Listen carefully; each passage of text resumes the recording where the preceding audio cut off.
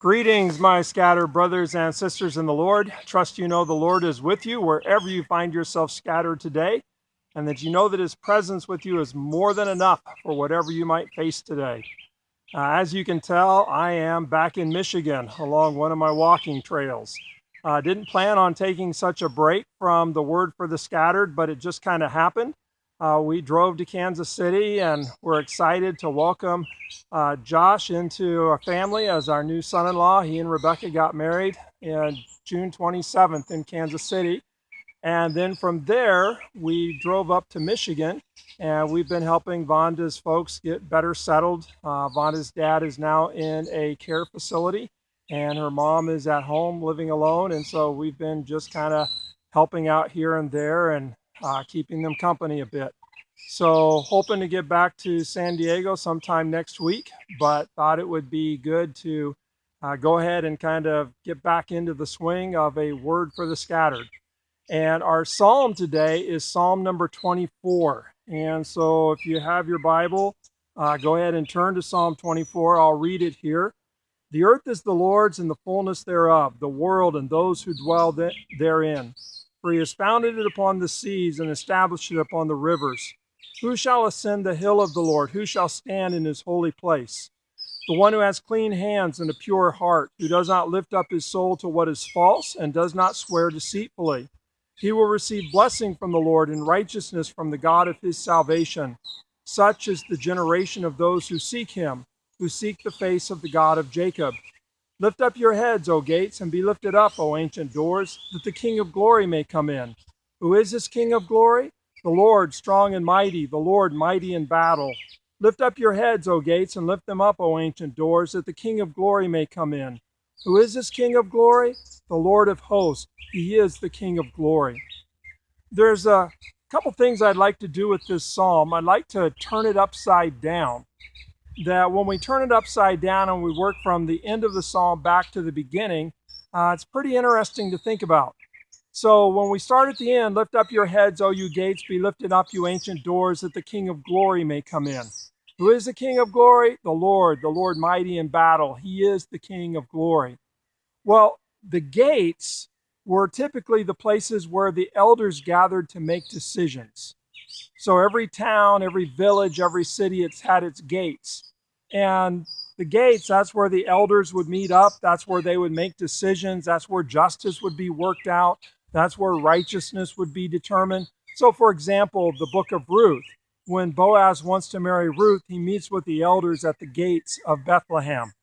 And so it's saying, lift up your heads, O you gates, be lifted up, you ancient doors, you places where leadership gathers to make decisions that's going to impact the lives of others.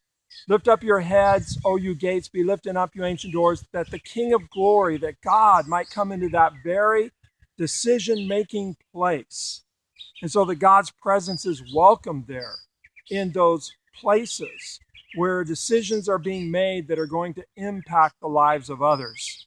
And then if we move up into the middle of the psalm, it's really a question about who is fit for the presence of God. Who can sojourn in your tent? Who can enter into your temple? Who can come into your presence? And it's the one who has clean hands, the one who has a pure heart, the one who has not been deceitful.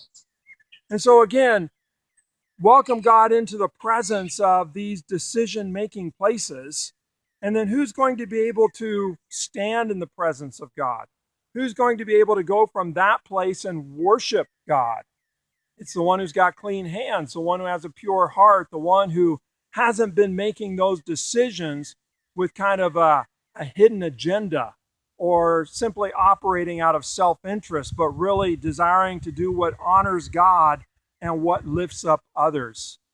And then the beginning of the psalm reminds us that everything belongs to the Lord, that the earth belongs to the Lord and the fullness therein belongs to the Lord. So even though we might be in a place where we're making decisions that impact others, it's really God's place. It's really God's world. And so to make those decisions recognizing that we're just kind of stewards of what's been entrusted to us from God. that the earth is the Lord's and the fullness therein. It all belongs to Him. And so to make decisions recognizing that really what power we have, it's been entrusted to us. We're stewards, and that everything belongs to God. Nothing belongs to us. Powerful psalm. And in one way, maybe it's easy to dismiss it, that we don't see ourselves as being in places that where we make lots of decisions that affect lots of other people's lives, that we're not in those big power positions. But truth is, every one of us is at some level of power, to where the decisions we make impacts the lives of others. And maybe we're simply within our own household. Maybe we're part of a church board, or maybe at work we're part of a committee or something. But to recognize that every place where we find ourselves making decisions that impact the lives of others, to invite God into that very place, that those doors would be opened up, lifted up, and God's presence invited in. And then we'd make our decisions in such a way that we're really fit for the presence of God. And we remember that the earth belongs to the Lord and the fullness therein is not ours. Well, I don't know where you might find yourself scattered today, but I encourage you in all your decision-making places to invite the King of Glory into those places. To know that He will come, you just invite. And to make your decisions in such a way that you're fit for His presence, remembering that everything belongs to Him. We're just stewards. So God bless.